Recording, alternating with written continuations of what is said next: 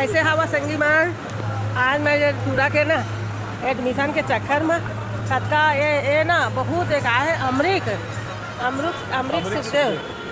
सुखदेव का के ना ये ढाबा है पहले छोट कन ढाबा रही से ये कथे नहीं भैनी कि किस्मत बोलते तब बोल जाते अटका बड़े ढाबा है रे। हाँ देख ले वाह है ये हरियाणा में है हरियाणा में। हाँ तो कभू आहा ना तो ये हरियाणा में ना अमरीक ढाबा जरूर खाए आहा। हाँ और ना दत्का का ना नेनुआ देते।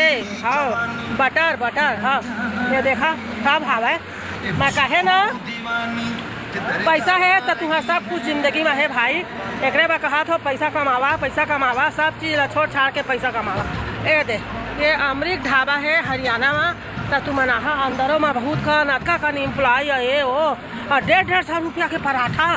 मैं कह दादा मतलब 5 रुपया के 10 रुपया के पराठा हे दादा 150 के पराठा। हाँ देखा ना तू सब कथी देख ले ये देख गाना निकोट चंगोट सब चला थे। हाँ बस यही में लेना अब मैं गाड़ी पकड़ी। हाँ आऊ जहाँ ये दे ये है मोर घर वाला है ये है मोर टूरा है। हाँ देखा था हीरो बना थे मोर घर वाला। हाँ रोकड़ा होके टोकरा है बोले।